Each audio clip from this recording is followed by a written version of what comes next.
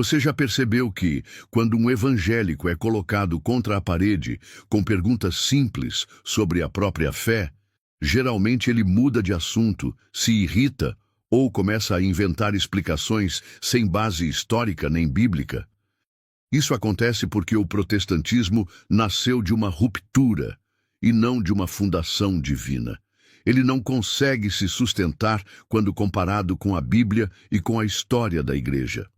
Hoje eu vou te apresentar 5 perguntas que, se você fizer para qualquer protestante sincero, vai desmontar toda a lógica da fé deles.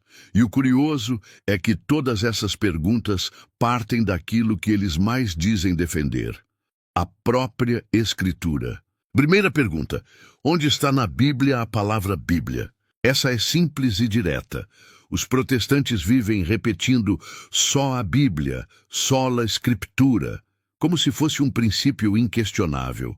Mas se você perguntar para qualquer um, mostra na Bíblia onde a própria Bíblia manda que a única autoridade seja a Bíblia, a resposta é sempre a mesma: silêncio, gagueira ou um monte de malabarismo teológico.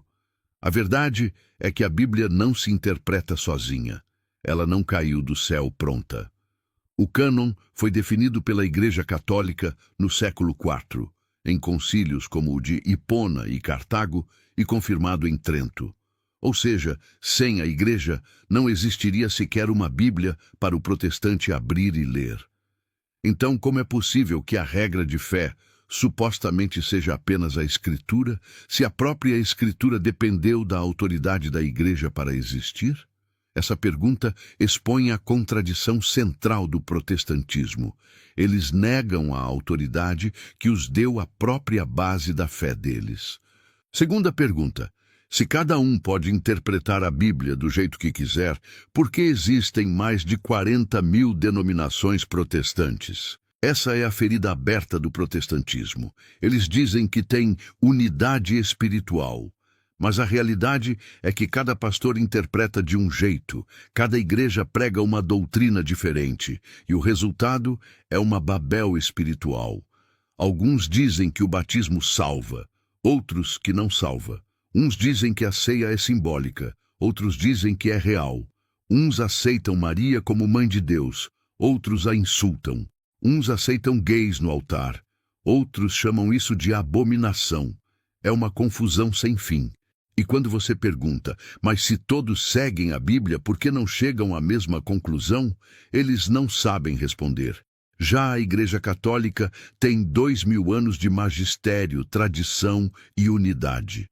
Os católicos do Brasil, da África, do Japão e de Roma professam a mesma fé, rezam o mesmo credo e participam do mesmo corpo de Cristo. Essa unidade visível e real é algo que só existe na igreja fundada por Jesus. O protestantismo, pelo contrário, é fragmentação e divisão sem fim. Terceira pergunta: se a Igreja Católica não é a igreja verdadeira, onde estava a Igreja de Cristo durante 1.500 anos? Essa pergunta é fatal. Porque o protestante precisa admitir uma coisa muito desconfortável: ou Jesus mentiu, ou a igreja que ele fundou desapareceu por 15 séculos e só foi redescoberta com Lutero. Mas isso contradiz as palavras do próprio Cristo, que disse: as portas do inferno não prevalecerão contra ela. Mateus 16:18. Jesus não fundou uma igreja provisória, frágil, que seria derrotada por Roma, por Constantino ou pela corrupção. Ele fundou a sua igreja com apóstolos, sucessão apostólica e sacramentos. E essa igreja se manteve viva mesmo em meio a perseguições, heresias e pecados de homens. Negar isso é basicamente dizer que Cristo falhou. E nenhum cristão verdadeiro pode afirmar isso.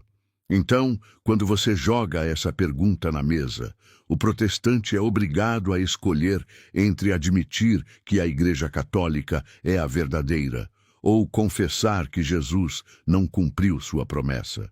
Quarta pergunta: se a salvação é somente pela fé, por que Jesus fala de obras tantas vezes? Aqui está outra contradição gritante. O protestante adora citar Efésios 2:8-9. Somos salvos pela graça, mediante a fé, mas ignora o versículo 10, que fala que fomos criados para as boas obras. Ignora também Tiago 2,24, que diz claramente: o homem é justificado pelas obras e não somente pela fé.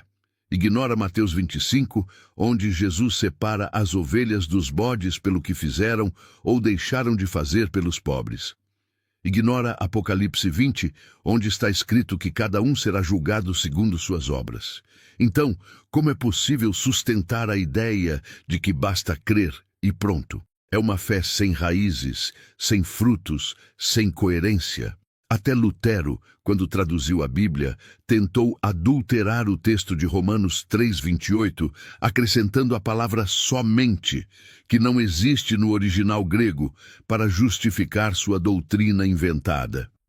Ou seja, até a base do protestantismo começa com uma falsificação. Quinta pergunta: se a Igreja Católica é tão errada, por que até hoje ela é o maior alvo dos ataques do diabo? Essa é a pergunta que mexe no íntimo. Basta olhar qual igreja é mais odiada, perseguida e atacada no mundo inteiro.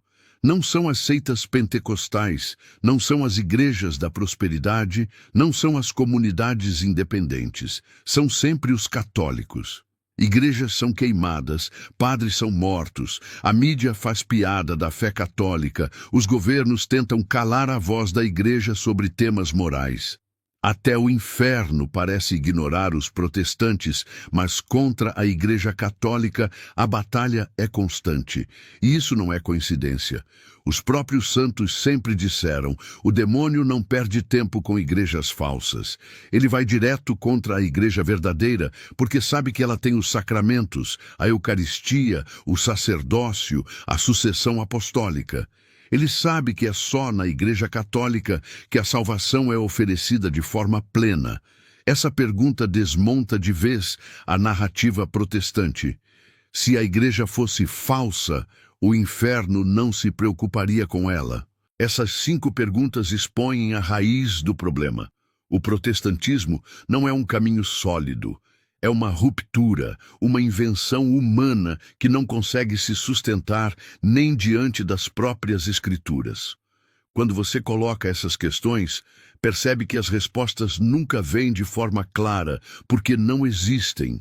A única resposta coerente está na Igreja Católica, a única que atravessou séculos sem mudar a doutrina, a única que guarda intacto o depósito da fé, a única fundada diretamente por Cristo. Então, meu amigo, da próxima vez que você conversar com um protestante, faça essas perguntas com calma, sem arrogância, mas com firmeza. Você vai perceber que, no fundo, até eles sabem que estão pisando em areia movediça. E se você é católico, valorize a sua fé, conheça a história da igreja, estude a Bíblia com os olhos da tradição. Porque nós não precisamos fugir de perguntas. Pelo contrário, somos a igreja que tem respostas. E agora eu te pergunto, você já tinha pensado nessas contradições do protestantismo? Qual dessas perguntas você acha que mais desmonta as desculpas deles? Deixe aqui nos comentários que eu quero saber sua opinião. E claro, se você gostou desse vídeo e quer fortalecer sua fé, não se esqueça de deixar o like, se inscrever no canal e ativar o sininho. Aqui eu posto conteúdos toda semana para te mostrar a beleza e a verdade do catolicismo. Ah, e assista também os outros vídeos que estão aparecendo aqui na tela. Tenho certeza que vão abrir ainda mais os seus olhos para a fé católica.